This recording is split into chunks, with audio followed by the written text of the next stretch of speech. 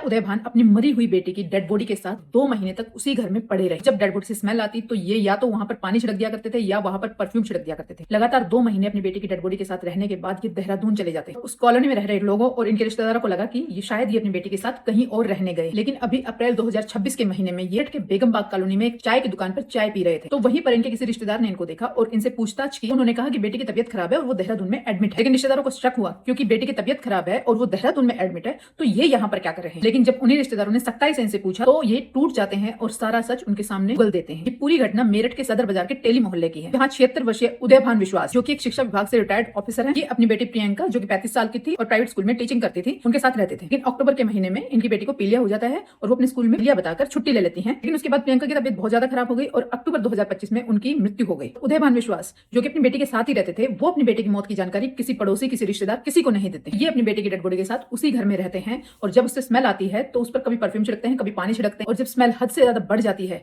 तो ये उसी डेड बॉडी को घर में लॉक करके देहरादून के लिए चले जाते हैं। और जब ये कुछ दिनों बाद चाय की दुकान पर चाय पीते हुए मिलते हैं, अपने ही रिश्तेदारों के सामने सारा सच उगल देते हैं। ये बोलते हैं कि ये अपनी बेटी से इतना प्यार करते थे कि उसकी डेड बॉडी का अंतिम संस्कार नहीं कर सकते थे। फिलहाल पुलिस इस पूरे मामले की छानबीन कर रही है। अभी तक सिर्फ यही सच निकल के आया है कि बेटी की डेथ पीलिया की वजह से ही हुई है। आपको क्या लगता है, क्या कोई बाप अपनी बेटी से इतना प्यार कर सकता है? और क्या लगता है कि उदयभान सच बोल रहा है या झूठ बोल रहा है? आपको जो भी लगता है कमेंट सेक्शन में जरूर बताएं और वीडियो अच्छा लगा हो तो लाइक करें।